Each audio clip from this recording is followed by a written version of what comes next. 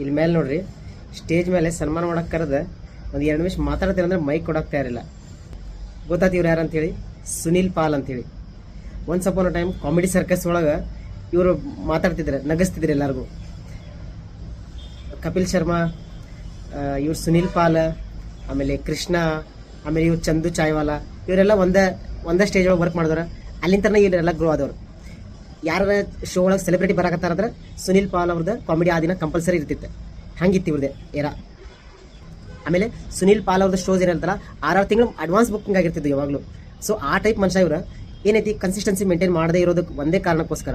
ಇವ್ರ ಮಂದಿ ರೆಕಗ್ನೈಸ್ ಮಾಡೋದು ಕಡಿಮೆ ಮಾಡಿದ್ರೆ, ಇವ್ರ ಮಂದಿ ಮರ್ಯಾದೆ ಶುರು ಮಾಡಿದ್ರೆ, ಆಮೇಲೆ ಅವ್ರು ಕಂಪ್ಲೀಟ್ ವರ್ಕ್ಸ್ ಸಿಗೋದೇ ಬಂದಾಗ್ಬಿಟ್ಟು.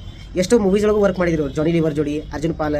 ಆಮೇಲೆ ಆ ಟೈಮ್ ಒಳಗೆ ಇವ್ರದ್ದು ಏನಿದ್ದಲ್ಲ ಕಾಮಿಡಿ ಒಳಗೆ ಇವರು ಒಂದು ಟೈಪ್ ಬಾದ್ಶಾ ಆಗಿ ಮೆರೆದವ್ರು. ಬಟ್ ಏನೈತಿ ಕನ್ಸಿಸ್ಟೆನ್ಸಿ ಮೇಂಟೈನ್ ಮಾಡದೇ ಇರೋ ಒಂದೇ ಒಂದು ರೀಸನ್ಗೋಸ್ಕರ ಇವ್ರಿಗೆ ಶೋ ಸಿಗೋದು ಬಂದದು, ಇವ್ರ ಬುಕಿಂಗ್ಸ್ ಬಂದದು, ಕಂಪ್ಲೀಟ್ಲಿ ಇವ್ರಿಗೆ ಮರ್ತ ಬಿಟ್ರಿ. ಈಗಂತೂ ಕಂಪ್ಲೀಟ್ಲಿ ಸೋಷಿಯಲ್ ಮೀಡಿಯಾ ಬಂದು ಕಂಪ್ಲೀಟಾಗಿ ಮೊಬೈಲಿಗೆ ಬಂದುಬಿಡ್ತಲ್ಲ, ಈಗ ಯಾರು ಇವ್ರಿಗೆ ನೆನಪು ಮಾಡ್ಕೊಳಂಗಿಲ್ಲ. ದ ಸೇಮ್ ಟೈಮ್ ಲಾಂಚ್ ಆದವರು ಕಪಿಲ್ ಶರ್ಮಾ, ಆಮೇಲೆ ಕೃಷ್ಣ, ಆಮೇಲೆ ಚಂದು ಚಾಯ್ವಾಲಾ, ಇವ್ರು ಬೇರೆ ಬೇರೆ ಶೋ ಟ್ರೈ ಮಾಡಿದ್ರೆ, ಬೇರೆ ಬೇರೆ ಮೂವೀಸ್ ಟ್ರೈ ಮಾಡಿದ್ರೆ, ಒಂದ್ರೊಳಗೆ ಸಕ್ಸಸ್ ಕಂಡುಬಿಟ್ರಿ ಇವರು.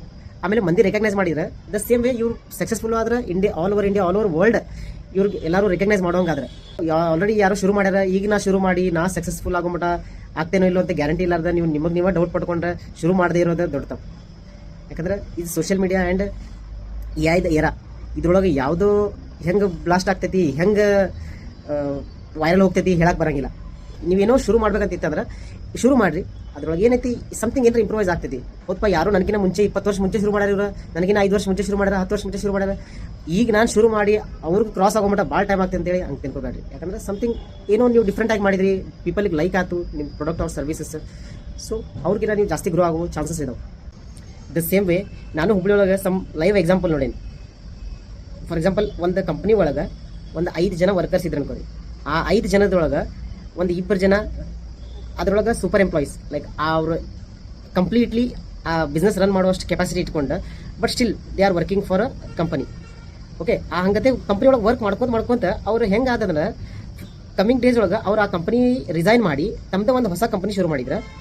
ಹೆಂಗೆ ಕಂಪನಿ ಶುರು ಮಾಡಿದ್ರು ಅಂದ್ರೆ ಆ ಎಕ್ಸಿಸ್ಟಿಂಗ್ ಮೊದಲಿಂದ ಏನು ಕಂಪನಿ ಒಳಗೆ ಅವ್ರು ವರ್ಕ್ ಮಾಡಿದ್ರಲ್ಲ ಅದಕ್ಕಿಂತ ಜಾಸ್ತಿ ಗ್ರೋ ಆದ್ರೆ ಅವರು. ಯಾಕಂದ್ರೆ ಅದ್ರೊಳಗೆ ಅವ್ರು ಭಾಳ ಮೆಹನತ್ ಮಾಡಿದ್ದಾರೆ. ಬಿಹೈಂಡ್ ದ ಸೀನ್ ಏನಿರ್ತಲ್ಲ ಅವ್ರದ್ದು ಏನು ಸ್ಟ್ರಗಲ್ ಮಾಡಿರ್ತಾರೆ, ಅದ್ರೊಳಗೆ ಅವರು ಏನೇನು ಎಫರ್ಟ್ಸ್ ಹಾಕಿರ್ತಾರೆ, ಅದು ಇಂಪ್ರೂವೈಸ್ ಮಾಡೋಕೆ ಏನು ವರ್ಕ್ ಏನು ಸ್ಟೆಪ್ಸ್ ತೊಗೊಂಡಿರ್ತಾರಲ್ಲ ಅದು ಇಂಪಾರ್ಟೆಂಟ್ ಆಗ್ತೈತಿ. ಯಾರೋ ನಮ್ಗಿನ ಮುಂಚೆ ಶುರು ಮಾಡ್ರಿ ಅಂತೇಳಿ ಅವ್ರಿಗಿನ ಸಕ್ಸಸ್ಫುಲ್ ನಾವು ಆಗಂಗಿಲ್ಲ ಅಂತ ಏನು ಗ್ಯಾರಂಟಿ ಇರಂಗಿಲ್ಲ. ಯಾಕಂದ್ರೆ ಇಲ್ಲೇ ನೀವು ಲೈವ್ ಎಕ್ಸಾಂಪಲ್ ಇನ್ನೊಂದು ಹೇಳ್ತೇನೆ ನಿಮಗೆ. ಡೊಕೊಮೊ, ವಡಾಫೋನ್, ಏರ್ಟೆಲ್ ಇವೆಲ್ಲ ಕಂಪನೀಸ್ ಇದ್ದು ಆಲ್ರೆಡಿ ಟೆಲಿಕಾಂ ಕಂಪನೀಸ್ ಮಾರ್ಕೆಟ್ ಒಳಗೆ ಭಾಳ ಇದ್ದು. ಅಲಾಂಗ್ ವಿತ್ ದಟ್ ಏರ್ಸೆಲ್ ಅಂತಿತ್ತು, ಆಮೇಲೆ ಬೇರೆ ಬೇರೆ ಇದ್ದು ಬ್ರ್ಯಾಂಡ್. ಬಟ್ ಅದೆಲ್ಲ ಆದಮೇಲೆ ಲಾಸ್ಟಿಗೆ ಲಾಂಚ್ ಆಗಿದ್ದ ಜಿಯೋ. ಬಟ್ ಇವಾಗ ನೀವು ಲೈವ್ ಎಕ್ಸಾಂಪಲ್ ನೋಡಾಕತ್ತೀರಿ, ಜಿಯೋ, ವಡಾಫೋನ್, ಡೊಕೊಮೊ ಇವೆಲ್ಲಕ್ಕಿಂತ ಎಷ್ಟು ಜಾಸ್ತಿ ಸಕ್ಸಸ್ಫುಲ್ ಆಗೈತೆ ಅಂತೇಳಿ ಹಂಗೆ ಇರ್ತೈತಿ. ನೀವು ನಿಮ್ಮ ಲೈಫ್ ಒಳಗೆ ಏನು ಹೊಸದು ಟ್ರೈ ಮಾಡಬೇಕು, ಹೊಸದು ಶುರು ಮಾಡ್ಬೇಕಂತ ವೇಟ್ ಮಾಡ್ತಾ ಇದ್ರೆ ಇವತ್ತೇ ಶುರು ಮಾಡಿರಿ. ಯಾಕಂದರೆ today is the right day and now is the right time. ಯಾಕಂದ್ರೆ ಯಾರಿಗೆ ಗೊತ್ತು, ನಾಳೆ ಮೋದಿ ಬಂದು ನೋಟ್ ಬ್ಯಾನ್, ಕರ್ಫ್ಯೂ ಅಂತ ಏನಾರು ಶುರು ಮಾಡಿದ್ರಪ್ಪ ಅಂದ್ರೆ ಶಿವ. ಇವತ್ತೇ ಶುರು ಮಾಡಿರಿ. Thank you.